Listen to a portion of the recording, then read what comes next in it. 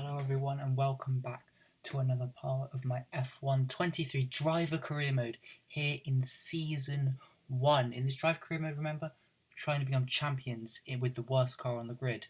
Well, I say it was the worst car, except it's the worst car on the grid. It is no longer the worst car on the grid. We are now the 5th best team. If you remember, in Spain last time out, we actually claimed pole position for the first time, but our engine failed after about 4 laps. It was the gearbox this time. I was very surprised we had a gearbox issue as we just replaced that. So we're going to take penalties for that today. And we're also going to take penalties for other components, including the control electronics. For now, I think that's it for now, since we won't be able to finish the season on only 2. So we're going to be taking penalties, so we won't be starting where we qualify then. But first we have some R&D. Our fuel efficiency failed last time, if you remember. So we're going to repurchase that. That will definitely come in time for Canada. It's a guaranteed upgrade. Also, thought about buying the intercooler, but department capacity reached. So we go for this weight reduction in the end over the tyre blankets, over the tyre wear upgrade, because that should hopefully will come in time for Austria. Thought about rushing it, decided we're not gonna do that. In the R&D tree, well, that was F1 2020, wasn't it? R&D on paper, still the 4th best car. Our aerodynamics department event though, 10% better on the morale, but it lost 625 driver acclaim. Don't care about either of those really. So then all our upgrades succeed. He says the subtitles say they failed, but they haven't.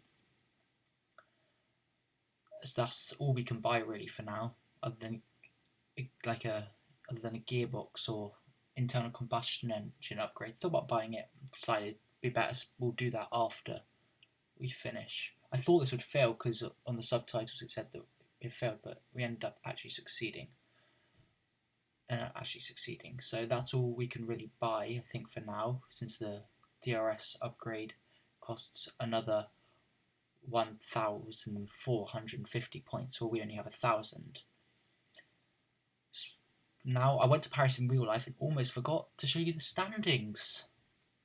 So I'm going to show you guys that now.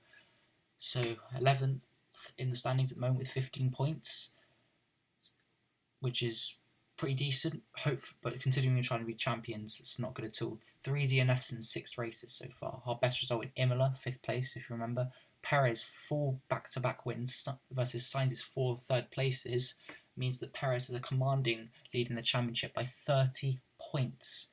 Very impressive. Verstappen 4th, 2nd. Can he maybe win today? Sonoda P9 in Spain. Very solid result for him on 6 points now. 4 drivers yet to score this season in this alternate F1 universe. Let's head to the race weekend then, where we'll just be doing quick practice as usual. But it looks like a completely dry Canadian Grand Prix again. And that is good because I don't fancy my chances much in the wet. Especially, this is the first time that I've actually driven on the Canadian Grand Prix with manual gears, because I used to use automatic because I'm on an Xbox controller. In the R&D chart, then on paper, still the 4th best car. Aston Martin make a gain on Mercedes and right up their chuff now. So now let's do quick practice. Completely quick practice. That was fun.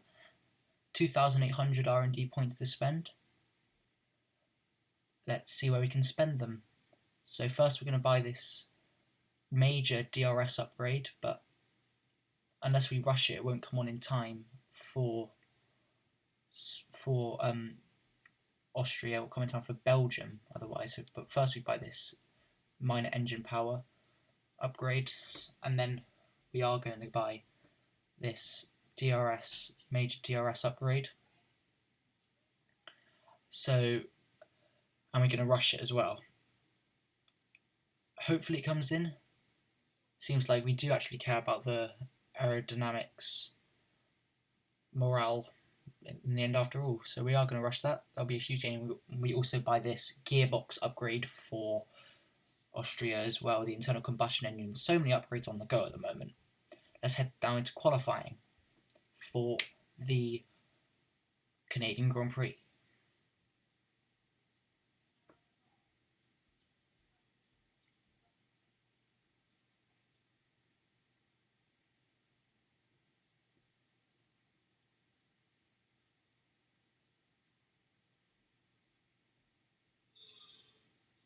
First lap then here in Canada. Stroll ahead of us, I believe. The Canadian home hero will probably be looking for a good weekend here at his home race. He's on a flying lap as well, so we can compare ourselves to him. This lap hopefully will be our only lap, but we might need to go out again, especially considering this is the first time I've driven it on manual gears. I don't know what to short shift to, whether to short shift or not. But this lap, faster than Stroll.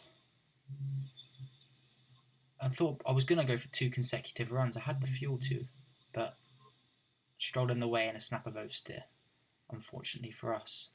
So at the end, we were in P9. By the end of the session, Tsunoda in P5, really impressing, but we are out of qualifying. We're probably going to start quite far down anyway, but that's not good for us. I went on the basis that we only needed 1 lap, and Stroll ruined our second. I'm glad he's out as well, to be honest, in his home race, starting at the very back, qualifying at the very back. But that is a massive shock for us.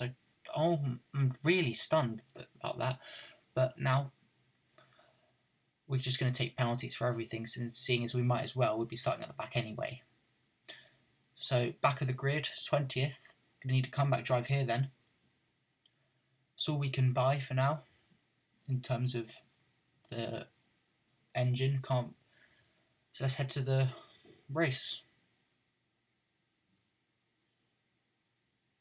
We're back once again beside the St. Lawrence River here in Montreal for the Canadian Grand Prix. The event first moved to the variant of this track back in 1978, and it was won by none other than Gilles Villeneuve, the first Canadian to ever win his home race, and in whose honour the circuit would be renamed. It's one of the fastest races of the season here at the Circuit Gilles Villeneuve, with around 60% of this 2.7-mile circuit taken at full throttle. There are 14 corners to navigate, the very last of which has its very own infamous history and could be the cause of a safety car today. Before we begin, let's take a quick look at the grid lineup for today's race. It's Carlos Sainz in pole position, and it's Charles Leclerc in P2. Looking down the rest of the grid, we have Verstappen, Perez, Hamilton, Russell, Fernando Alonso, Tsunoda, Norris, Magnussen, Bottas, Albon, Joe, Sargent, Gasly, Ocon, Hulkenberg, Stroll, Oscar Piastri. With preparations almost complete, let's head down to the track. Natalie Binkham joins me once again in the commentary box. It's fantastic to have you with us today. I'm curious though, how do you think the drivers stop those pre-race nerves from becoming overwhelming when you're lining up on the grid? Well, the regulations aren't new anymore, but the teams and the drivers are still coming to terms with them. I firmly believe it's also track specific. We've seen some wheel-to-wheel racing throughout the year. Some tracks lend themselves better to it than others. I'd like to see it at every race in the whole season. Is that too much to ask? Canadian Grand Prix from P20. Tsunoda in P8, very impressive. We're going to do the soft-medium strategy, I think, because it seems the fastest. It's rather over the mediums to softs. Top 10, top 11, all starting, top 8 all starting on the hards. Norris on the mediums. That's a surprise. Most people at the end, at the back of the grid, like us, starting on the softs. I'm surprised though, they probably don't have a soft tyre left of them, but surely they could use mediums. Took a bit longer than here with the fuel than I thought I would. But formation lap first. Let's see what we can do. 22 place grid penalty, as you can see.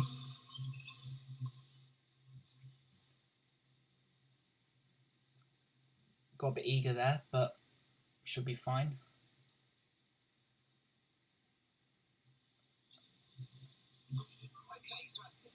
Heat up these tyres. And now lining up to the grid with the last car. Hopefully we can line it up well. 0.3, decent. Now here we go then, 5 red lights ahead of us here for the Canadian Grand Prix here in Season 1 in this AlphaTauri. From the back of the grid is lights out and away we go. It's a really good start from Stroll, but gets held up by Joe. But Ocon and Joe really not going for it. Ocon and Joe not off the line well. They clearly didn't realise when the lights were out. We try and go down the inside of Joe, then round the outside of both Ocon and Stroll. We somehow managed to make it work. And that's a fantastic start for us. We're up 6 places already. And we haven't even reached the end of Sector 1. Sargent now ahead of us. As we go towards the end of Sector 1, we're going to go down the inside. It's the concertina effect. Down the inside, squeeze him out, and now Albon is ahead of us. Magnussen in P11 lost a couple positions, I believe. He started on the hard tyres, so now Ocon going for the move. We take the racing line, keep the position, but that's a dream start for us. We're up in P13 already. Absolutely fantastic. It's now Albon going for the move on Logan Sargent up ahead of us. We go wide to try and get a better exit and try and get Magnussen, but a snap of oversteer prevents that pretty much. As now, with ERS, can we try and get Magnussen here? Gaining on Magnussen. Not going to go for the move on Magnussen, too much of a lunge. But if we can set ourselves up nicely here, which we have done, we can go for the move here. Pure slipstream and ERS, gaining on him, going for the move down the inside of Kevin Magnussen and up into P12. Alex Albon and Valtteri Bottas now, the 2 cars ahead of us. Magnussen though, since we go a bit deep, tries to come back at us, but we cut him off and that was quite aggressive, not having any of that. And we stay in P12. Now we need to try and catch up to Albon and Bottas and overtake them when DRS is enabled. It's now lap 3. We're right on their back, pushing Albon through the corners almost. DRS was enabled the previous lap. As now we with DRS using plenty of battery. DRS, we're rear wing open, going for the move on the inside of Albon. It's going to be under braking. Can we get the move done? No, not quite. Albon brakes later than us there, I think, but we squeeze him out on the inside and manage to keep the position. As now we need to catch up 1.5 seconds to Valtteri Bottas, which we have done, and now we're back within DRS. Bottas, one of the medium runners, along with Lando Norris up in P9. Is now, as we go through at the end of Sector 2, I sense an opportunity to overtake him as soon as possible, and I want to overtake him as soon as possible. Get a warning for that, fair enough, but that probably slowed us down a bit more than we needed to. But here we go then on Bottas, down the inside, and we get the move done, and we're up into P10, up into the points for the first time this race. It's only taken us 7 laps. That's absolutely fantastic.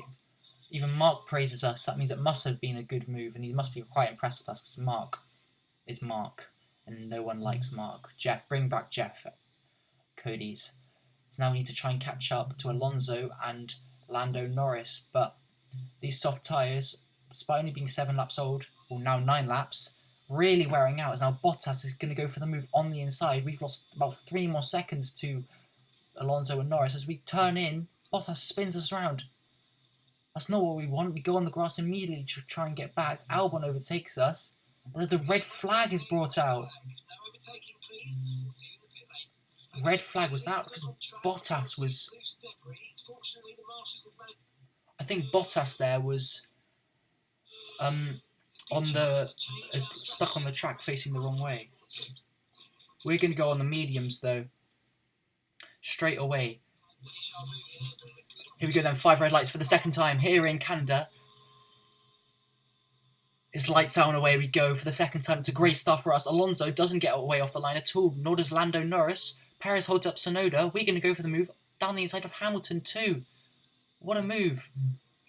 As we go into the neutral gear to slow the car down. That's a fantastic start from us. From P20 we went to We gained about 6 places on the opening lap. We've gained 6 places again. 7 now as we go round the outside of Charles Leclerc as Russell squeezes him out and compromises his line. We get the move done on Leclerc. So now this is going to be the highest we can probably aim for this race. And I can't see us catching George Russell from here. Especially seeing as he's in a Mercedes, which has just made some really good upgrades. And yet 1.7 seconds. As now Hamilton's going for the move on us. We deploy ERS and we're going to go back down the inside of him. Down the inside, yep. We do, and that is fantastic. And I must say, this race, since the red flag was really played into our hands. I didn't think we were getting anywhere more than P10. It's now Tsunoda up in P6. This is a fantastic showing for the team here. It's now Hamilton. Once again, we don't get the best of exits. Going to go for the move on the inside. He was behind at the DRS, so we're going to have to hold it around the outside and to use as much ERS as possible to keep the position. We do hold it around the outside. It's now with ERS, Hamilton, ERS versus DRS, yellow flags ahead. I'm not sure who that is. I think it's Russell. Russell up ahead with an engine failure. So now we're going to go down the inside, and as we overtake Hamilton, the green flags goes out. So we haven't illegally overtaken it, as it is George Russell. George Russell with an engine failure as we begin lap 15. Russell out of the race. He looked like he had a secure P3 there. But looks to us, it's great for us. We have now find ourselves sitting on the podium. If we can keep Hamilton at bay, we've got a podium here. It's now we don't get the best of exits off the wall of champions. This is crucial if we want our first podium. It will mean so much for me and the team. Hamilton going for the move. We defend on the inside as we compromise Hamilton's line. Tsunoda going round the outside. What a move by Tsunoda. He's showing pace in this new upgraded Alpha Tauri, much more than he did at the start of the season. As this is fantastic. As now Tsunoda, we need to work together and not Tsunoda. Don't try and overtake us, please. Because this would be a great result for the team. P3 and P4, but Tsunoda doesn't care much. Lap 17 overtakes us. Against what I said, but we're going to have to get him back on this straight because I want that podium much more than Tsunoda, I'm sure. Especially since we started P20 and Tsunoda P8. It's been a much better drive for us. Now with DRS, ERS being used. Going to gain on Tsunoda. We're going to gain on Tsunoda.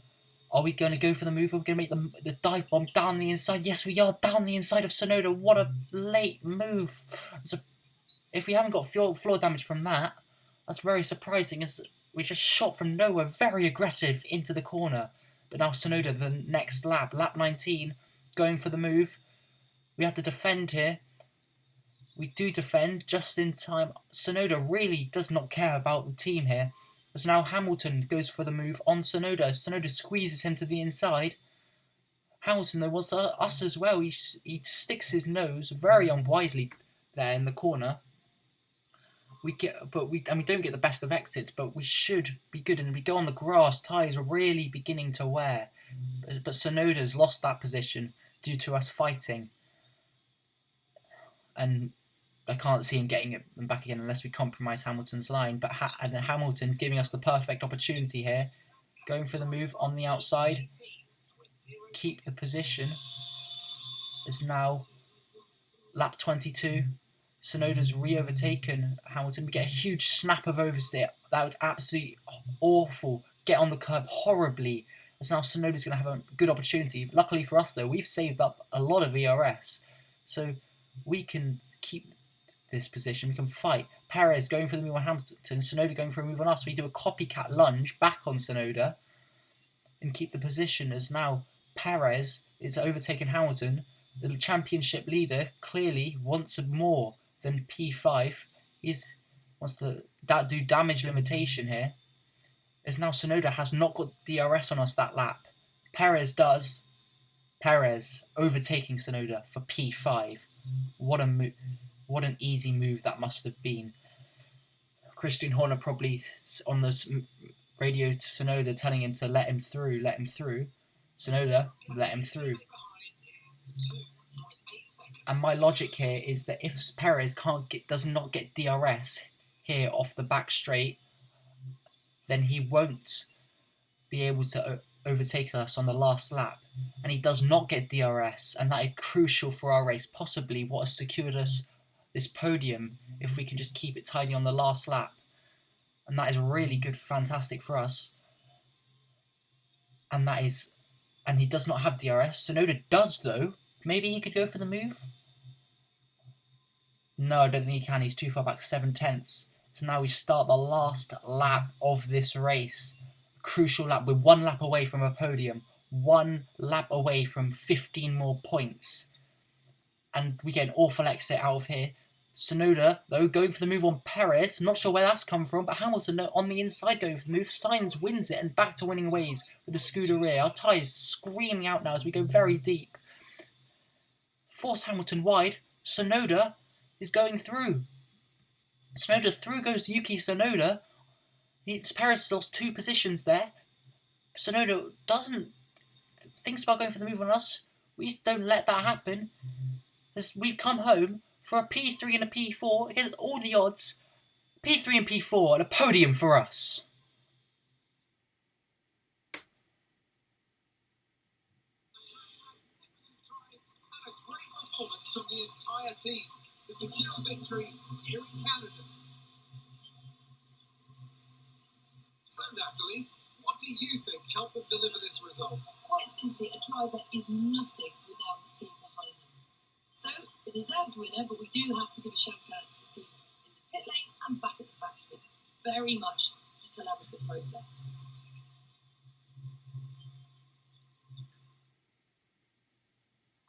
Ferrari are at it again. An excellent performance in today's Grand Prix, and they're certainly a team that know what they're doing out there.